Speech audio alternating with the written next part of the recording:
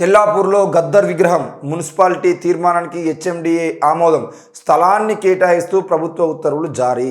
మొత్తానికైతే ఇది ఈరోజు ఒక వార్త.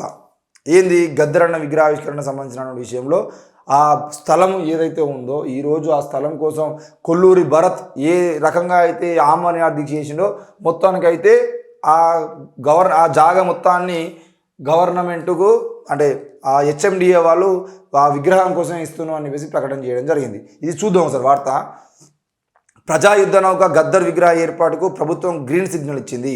గద్దర్ విగ్రహం ఏర్పాటు చేయాలని తెల్లాపూర్ మున్సిపాలిటీ చేసిన తీర్మానాన్ని హెచ్ఎండిఏ ఆమోదించింది. ఈ నేపథ్యంలో విగ్రహ ఏర్పాటుకు అవసరమైన స్థలాన్ని కేటాయిస్తూ మంగళవారం ప్రభుత్వం ఉత్తర్వులు జారీ చేసింది. కొన్ని రోజుల క్రితం సంగారెడ్డి జిల్లా తెల్లాపూర్లో గద్దర్ విగ్రహాన్ని ఏర్పాటు చేయాలని అఖిలపక్ష నాయకులు డిమాండ్ చేశారు. ఆ వెంటనే గద్దర్ విగ్రహం ఏర్పాటు కోసం తెల్లాపూర్ మున్సిపాలిటీ ఒక తీర్మానాన్ని చేయడంతో దానిని హెచ్ఎండిఏ ఆమోదించింది. విగ్రహ ఏర్పాటుకు కావాల్సిన స్థలం హెచ్ఎండిఏ పరిధిలోకి రావడంతో అనుమతులకు కొంత జాప్యం జరిగినట్టు తెలుస్తుంది. మరి నేడు బట్టి చేతుల మీదుగా విగ్రహ ఆవిష్కరణ. అయితే ఎట్టకేలకు గద్దర్ విగ్రహం ఏర్పాటుకు తెలంగాణ స్థలం కేటాయించడంతో గద్దర్ అభిమానులు ఆనందం వ్యక్తం చేస్తున్నారు. ఈ నెల 31న గద్దర్ విగ్రహాన్ని డిప్యూటీ సీఎం బట్టి విక్రమార్క చేతుల మీదుగా ఆవిష్కరించాలని నిర్ణయించారు. ఇటీవల తెల్లాపూర్లో అఖిలపక్షం నాయకులు గద్దర్ విగ్రహం ఏర్పాటు చేస్తుండగా పోలీసులు అడ్డుకోగా పలు సంఘాలు ఆందోళన నిర్వహించాయి. ఈ వివాదంపై స్పందించిన ప్రభుత్వం గద్దర్ విగ్రహం ఏర్పాటుకు అనుమతినిచ్చింది. ప్రజా యుద్ధ నౌకగా పేరుగాంచిన గద్దర్ ఇటీవల అనారోగ్యంతో మరణించిన విషయం అందరికీ తెలిసిందే. అయితే అప్పుడు టీపీసీసీ చీఫ్గా ఉన్నటువంటి రేవంత్ రెడ్డి మాత్రం గద్దర్ అంతిమయాత్రలో అన్నీ తానే ముందుకు నడిపించారు. గద్దర్ మరణ వార్త తెలిసిన వెంటనే ఆసుపత్రికి చేరుకున్న రేవంత్ భౌతిక కాయాన్ని ఎల్బీ స్టేడియంకు తరలించడం దగ్గర నుంచి అంతిమయాత్ర అంత్యక్రియలు అన్నింటిలో ముందుండి నిర్వహించారు. ప్రభుత్వ లాంఛనాలతో గద్దర్ అంత్యక్రియలు జరిగినప్పటికీ అక్కడ అన్నీ చూసుకుంది రేవంత్ రెడ్డి అనేది మనం వార్త చూస్తున్నాం. ఈ ఒక్క వార్తని దయచేసి ఈరోజు ప్రజలందరూ అర్థం చేసుకోవాలి. గద్దర్కు గౌరవం ఈ రాజకీయ పార్టీలు ఇయ్యలేదు. ఆనాడు బీఆర్ఎస్ పాలనలో ఉన్నప్పుడు గద్దరన్న చనిపోయిన తర్వాత గద్దరన్న శివాన్ని ఎక్కడ పెట్టాలనే విషయానికి సంబంధించిన విషయంలో కూడా ఆయన పార్థివ దేహాన్ని తీసుకుపోయి ఎల్బీ స్టేడియంలో పెడతామని చెప్పేసి ఆనాడు రేవంత్ రెడ్డి ప్రకటించినప్పటికీ అవసరమైతే ఆ ఎల్బీ స్టేడియానికి సంబంధించినటువంటి తాళాలు నేనే పగలగొడతా, ఆ కేసు నా మీద నేను వేసుకుంటా, కానీ ఎల్బీ స్టేడియంలో ప్రజల సందర్శనార్థం కోసం తప్పకుండా ఎల్బీ స్టేడియంలో పెట్టాలని చెప్పేసి రేవంత్ రెడ్డి ప్రకటించి ముందు నుండి ఎన్ని తానే అయి చూసుకున్నాడు.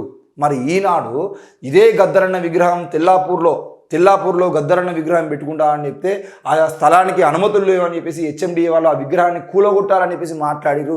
ఈ విషయాన్ని ప్రజలందరూ అర్థం చేసుకోవాలి. ఈరోజు ఏమంటున్నాడు, తెల్లాపూర్లో విగ్రహానికి గ్రీన్ సిగ్నల్. అసలు మొదటి నుండి ఎవడు ఇవ్వలేదు గ్రీన్ సిగ్నల్. డ్రామాలు చేస్తున్నాడు తెలంగాణ ప్రజలతోనే. ఈరోజు విగ్రహం ఏర్పాటు కోసం అక్కడ కందకాలు తవ్వుతారు, విగ్రహం కోసం పిల్లర్లు పెడతారు. పిల్లర్లు పెట్టిన తర్వాత అంత గొప్ప విగ్రహాన్ని, అసలు గద్దరనే చూసినట్టుగా ఉండే అటువంటి విగ్రహాన్ని ఈరోజు అక్కడ పెట్టి దాదాపు 20-30 అడుగుల విగ్రహాన్ని అక్కడ పెట్టి నిలబెట్టిన తర్వాత దానికి 31వ తారీఖు విగ్రహావిష్కరణ అని చెప్పేసి ముందుగా ప్రకటించి దానికి ఉప ముఖ్యమంత్రి బట్టి విక్రమార్క ముఖ్య అతిథిగా పెట్టేసి ఎన్నో ఉన్నాయి. ఇంకా అందులో అన్ని పోస్టర్లు రాష్ట్ర వ్యాప్తంగా పోస్టర్లు అంటించి రాష్ట్ర వ్యాప్తంగా ప్రచారం చేసిన తర్వాత ఈరోజు ఆ విగ్రహానికి అనుమతులు లేవని చెప్పేసి హెచ్ఎండిఏ వాళ్ళు ఆ కొల్లూరి భరత్ ఆధ్వర్యంలో ఏదైతే జరుగుతుందో ఆ కార్యక్రమానికి అడ్డుకునే ప్రయత్నం చేశారు.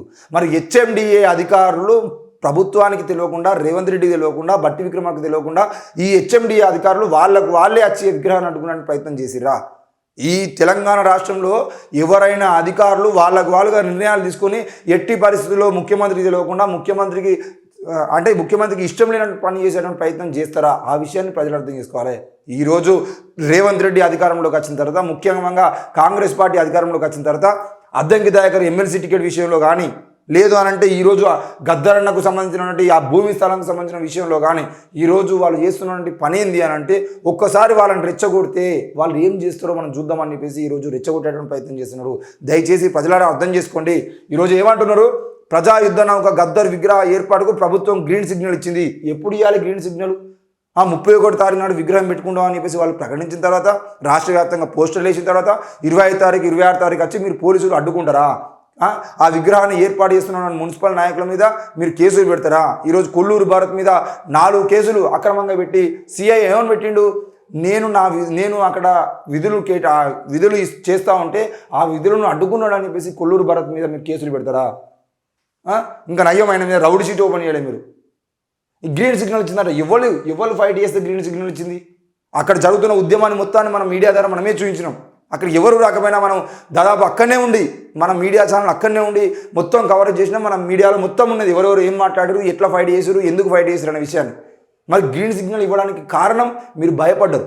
ఈరోజు ప్రొఫెసర్ కంచా ఐలయ్య కానీ, లేదంటే జేబీ రాజు కానీ, లేదంటే పాషం యాదగిరి కానీ, గాదే ఇన్నయ్య లాంటి వాళ్ళు కానీ, వీళ్ళందరూ అక్కడికి వచ్చి ఈ విగ్రహాన్ని అడ్డుకుంటే మాత్రం, ఈ విగ్రహాన్ని పాషం యాదగిరి అన్న క్లియర్గా చెప్పిండు, నా గద్దరన్న విగ్రహాన్ని అడ్డుకునేటువంటి ప్రయత్నం చేస్తే ఈ గద్దరన్న విగ్రహాన్ని కనుక ఇక్కడ నుండి తీసి కింద పెడితే తీసుకుపోయి కేబీఆర్ పార్క్ ముందు ఉన్నటువంటి కాసు బ్రహ్మానందరెడ్డి విగ్రహాన్ని కూలగొట్టి ఆ విగ్రహం ప్లేస్లో గద్దరన్న విగ్రహం పెడతాం, ఆ కేబీఆర్ పార్కుకి గద్దర్ పేరు పెడతాం, ఏం డ్రామాలు వేస్తున్నా అని చెప్పేసి పాషం యాదగిరి మాట్లాడితే, జేబీ రాజు మాట్లాడితే, గాదే ఇన్నయ్య లాంటి నాయకులు నరహంతకుల విగ్రహాలేమో ట్యాంక్ బండ్ మీద ఉంటే నా తెలంగాణ కోసం పోరాటం చేసినటువంటి విగ్రహం ఏమో ఇక్కడ మూలకు పెట్టుకోవాలి, ఈ చెరువు కట్ట మీద పెట్టుకోవాలా, ఇంత నీచానికి దిగజారిన మేము గద్దరన్న విగ్రహాన్ని అవసరమైతే అంబేద్కర్ 125 అడుగుల విగ్రహం పక్కమంటి పెట్టాలని చెప్పేసి గాదే ఇన్నయ్య లాంటి వాటి డిమాండ్ చేయలేదా?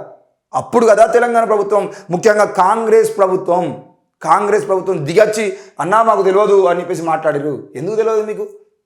ఇంతకుముందు కేసీఆర్, ఒకవేళ ఈ రాష్ట్రంలో కనుక కేసీఆర్ పాలన కనుక ఉంటే, ఇట్లాంటి సంఘటన జరిగేది ఉంటే రేవంత్ రెడ్డి ఎంత రెచ్చిపోయేటోడు.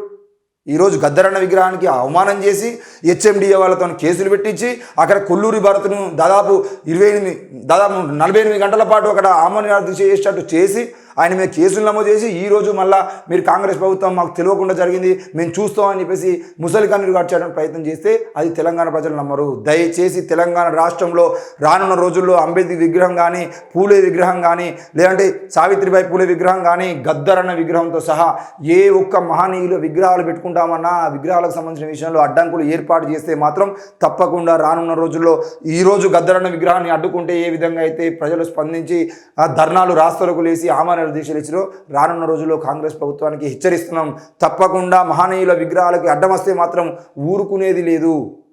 తప్పకుండా ఆ విషయాన్ని ప్రజలు గమనించాలి. ఇకపోతే గద్దర్ విగ్రహం ఏర్పాటు చేయాలని తెల్లాపూర్ మున్సిపాలిటీ చేసిన తీర్మానాన్ని హెచ్ఎండిఏ ఆమోదించింది. హెచ్ఎండిఏ ఎప్పుడు ఆమోదించింది అనే విషయాన్ని కూడా ప్రజలు అర్థం చేసుకోవాలి. కొల్లూరి భరత్ ఆమరణ దీక్ష చేస్తున్నాడు.